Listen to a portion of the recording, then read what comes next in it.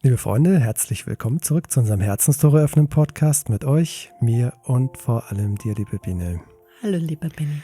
Ja, wir haben gerade den 21 Aspekte Podcast gemacht, wo du leicht auf einige Aspekte eingegangen bist. Heute gehen wir in die Vertiefung eines Aspektes, und zwar des Fähigkeitsaspekt. Sehr schön. Das interessiert sicherlich auch die meisten, ne? Immer auf der Suche nach ihren Fähigkeiten. Also wo wir beschlossen haben, dass wir jetzt in die Vertiefung einiger Aspekte gehen und mit dem Fähigkeitsaspekt anfangen, kam mir gleich zu Beginn ein Channeling in den Sinn, was mal beim Crime Festival Maurice gegeben hat. Und ich gebe es jetzt mal mit meinen menschlichen Worten wieder. Und er hat damals gesagt, dass jeder Mensch eine Schatzkiste in sich trägt und viele sitzen aber auf dieser Schatzkiste und fragen sich, warum sie nicht aufgeht, obwohl sie eigentlich drauf sitzen und alles dafür tun, dass sie nicht aufgeht. Und das andere war, und wenn sie dann offen ist, dann werden die Schätze angeschaut, aber verglichen mit den Schätzen des Nachbarns. Und oftmals ist es so, dass man genau das haben möchte, was man selber als Schatz nicht sozusagen in sich trägt. Das kam mir jetzt gerade beim Fähigkeitsaspekt, weil da sehr viel Wahrheit innewohnt in den Worten von Maurice. Und bei der Fähigkeit oder beim Fähigkeitsaspekt ist es ja auch wichtig oder grundsätzlich das Wichtigste ist, diese Energie deiner Prägung anzuerkennen. Also das anzuerkennen, was dir mitgegeben worden ist, was in dir sich ausdehnen darf mit Leichtigkeit. Und diese Ausdehnung mit Leichtigkeit hat natürlich damit zu tun, welcher Schatz innewohnt in dieser Energie. Also bist du eher hellsichtig, bist du eher oder visuell geprägt oder emotional geprägt oder beides zusammen? Wo liegen deine Stärken? Das spürt man ja. Also das trägt man in sich und ich glaube so, dass die allermeisten Menschen, die jetzt sich für sowas interessieren und spirituell sind, schon spüren, wo ihre Fähigkeit eigentlich tatsächlich innewohnt. Und das ist mal das Grundsätzliche und beim Fähigkeitsaspekt ist es dann aber auch noch so, dass ganz wichtig ist bei diesem Aspekt, dass er eine Anbindung braucht. Also ein Fähigkeitsaspekt ohne eine Anbindung ist sozusagen ein frei zirkulierender Aspekt und es kann Lichtkörpersymptome hervorrufen, also ein ungutes Gefühl. Es ist beim Fähigkeitsaspekt außerordentlich wichtig, dass er eine Anbindung hat. Und es kann eine Anbindung zu deiner Seele sein. Es kann aber auch eine Anbindung zur geistigen Welt sein. Und die größte Anbindung ist eigentlich dieses energetische Feld, wo deine Prägungen innewohnend sind. Also, dass du dich mit dem verbindest, was in dieser Energie, die im Fähigkeitsaspekt innewohnt, dass du dich selbst mit der auch verbindest. Das ist auch eine Anbindung. Also man darf sich ja nicht vorstellen und ich glaube, das ist so grundsätzlich bei den Aspekten wichtig, die visuelle Vorstellung, wie schaut so ein Aspekt aus. Also die Blüten der Meerkabber. Aber letztendlich ist es, wenn ich das anschaue, also ich sehe schon auch also es kommt sehr nahe, diese Blüte der Meerkabber, wie die oft beschrieben wird oder wie ich es auch schon beschrieben habe. Aber wenn ich mir jetzt zum Beispiel einen einzelnen Aspekt anschaue, dann ist es ein energetisches, leuchtendes Feld. Und man kann einfach sehen, wo laufen diese energetischen Leylines, wo fließen die, wo zirkulieren die und wo binden die sich an. Und wenn man zum Beispiel jetzt oder wenn ich sehe, dass im Fähigkeitsaspekt sehr viele Energien vorhanden sind, aber diese Leylines keine Anbindung finden, dann sagt mir das ganz, ganz viel. Also das kann bedeuten, dass der Mensch Lichtkörpersymptome hat. Es kann bedeuten, dass der Mensch nicht ins Wirken kommt. Es kann bedeuten, dass sein Wirken ins Leere läuft, weil diese Anbindung etwas Wesentliches ist. Kannst du diese Anbindung auch etwas konkretisieren für diejenigen, die das nicht sehen können, so wie du? Also da ist wieder eigentlich, was immer wieder Thema ist, was ich ja und auch die geistige Welt immer wieder zum Thema machen, ist das vereinigte Chakra. Also wie willst du mit deinen Prägungen oder mit deinen Fähigkeiten, mit deinen Aspekten wirken, wenn du nicht vollkommen bei dir selbst und mit dir selbst verbunden bist? Und das läuft und geht halt über das vereinigte Chakra. Also ich würde jetzt mal sagen, das ist eine der wichtigsten Erkenntnisse, die ein Mensch, ein spiritueller Mensch in sich tragen kann, dass das vereinigte Chakra die tiefste und wichtigste Anbindung ist. Also es ist eine Anbindung zu deinem göttlichen Selbst. Also muss man sich einfach nochmal so vorstellen, dass alles, also du bist sowieso mit deiner Göttlichkeit verbunden.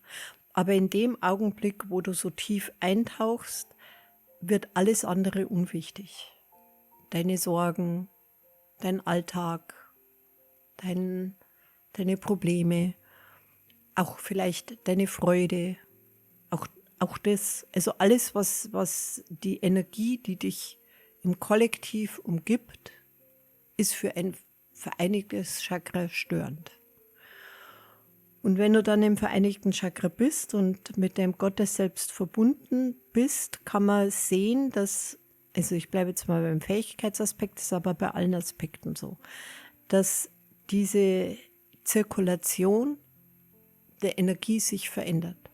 Also sagen wir mal, du bist im vereinigten Chakra, rufst deinen Fähigkeitsaspekt, verbindest dich mit dieser Energie, weil du wirken möchtest, also das wird so sein, sonst wirst du dich ja nicht mit deinem Fähigkeitsaspekt verbinden.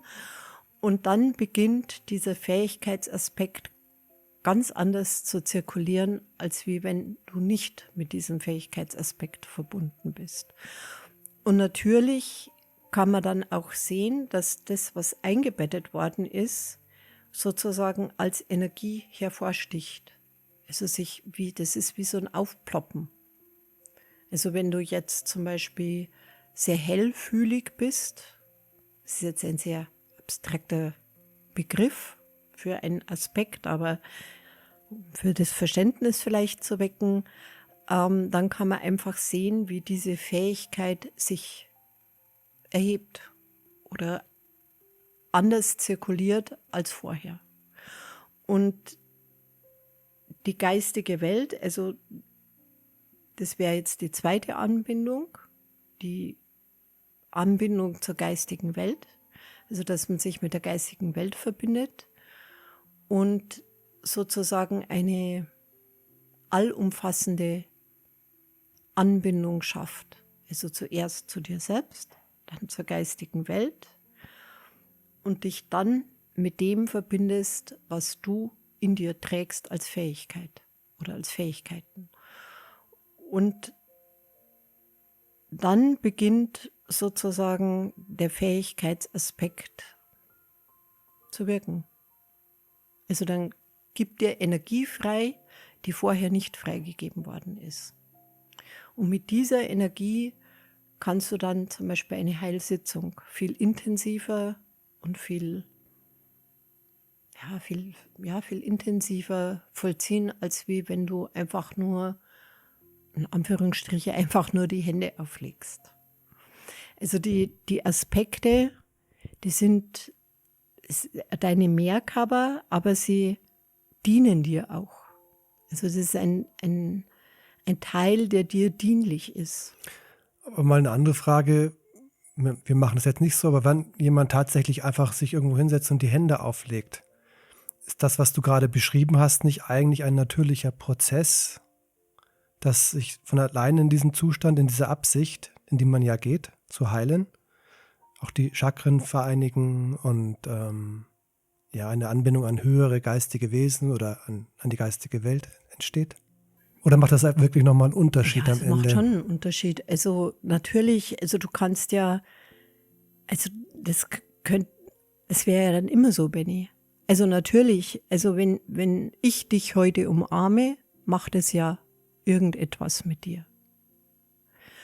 Oder wenn ich meinen Hund streichel, da macht es auch was. Also ohne, dass ich jetzt da irgendeine große Verbindung herstelle.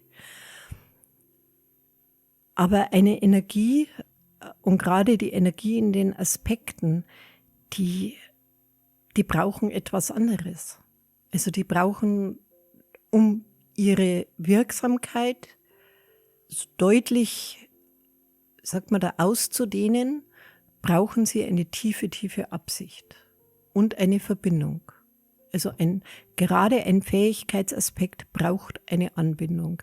Also wenn du dich jetzt mit dem, wie ich es jetzt gerade gesagt habe, verbindest, dann kann man beobachten, dass gerade die Energie des Fähigkeitsaspekts, der verbindet sich dann mit dem Engelsaspekt, mit dem Seelenaspekt und ganz, ganz häufig mit dem Allmachtsaspekt und mit dem Erwachungsaspekt. Also die Verbindung schafft dann der Aspekt selbst. Aber wenn du dich nicht wirklich tief verbindest, dann passiert eben das, was vielen Menschen passiert, dass die Energie zwar zirkuliert, aber in irgendwelche Richtungen, wo sie eigentlich gebündelt sehr viel besser wäre. Ist das verständlich? Das ist verständlich. Ja. Und den Fähigkeitsaspekt, den kann man halt auch, also was sage ich denn da für ein menschliches Wort, trainieren? Also man kann Übungen, das ist vielleicht das bessere Wort, gell? Also man kann Übungen machen für einen Fähigkeitsaspekt, das kann man jetzt nicht bei allen Aspekten machen. Also es gibt Aspekte, wo das nicht möglich ist, aber beim Fähigkeitsaspekt ist es genauso wie beim Seelenaspekt ist es möglich. Das sind äußerst lebendige Energien, die viel leichter reagieren, wie jetzt zum Beispiel ein Verbindungsaspekt.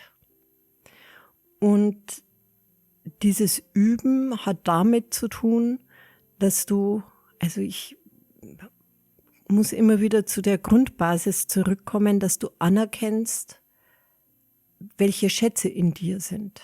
Also, dass du deine Prägungen anerkennst. Und weiß nicht, wie ich das ausdrücken soll. Also, wo ich Kind war, ja, war ich eine Eiskunstläuferin. Und ich glaube, ich war auch relativ begabt. Ich wäre aber jetzt nicht begabt gewesen, ein Lego-Haus zu bauen. Das war jetzt nicht so meine Stärke. Und so ähnlich ist es mit Energien, gerade mit der Fähigkeit auch, wenn du immer versuchst, etwas in dir zu erwecken, was eigentlich gar nicht in dir drinnen ist. Das ist schon irgendwie möglich, aber es ist halt nicht zielrichtend. Also gut wäre, wenn man, möchte nicht sagen trainiert, aber wenn man einfach Übungen vollzieht mit seiner speziellen Fähigkeit. Ich glaube jetzt aber, dass viele Leute dann sagen, aber ich weiß nicht ganz genau, was meine Fähigkeit ist. Verstehe ich auch. Es gibt einfach Menschen, die das vielleicht tatsächlich nicht wissen. Aber letztendlich, wenn du dich mit dem Fähigkeitsaspekt wirklich intensiv beschäftigst und dich verbindest, wird dir diese Fähigkeit gezeigt werden. Sie wird sich offenbaren. Also das weiß ich sicher. Und wichtig ist immer dieses Anerkennen.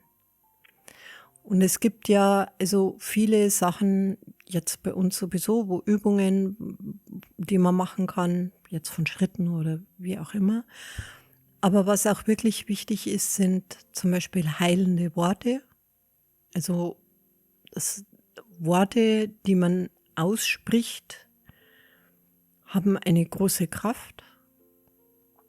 Also auch das kann man zum Beispiel immer also in den Fähigkeitsaspekt mit einbetten.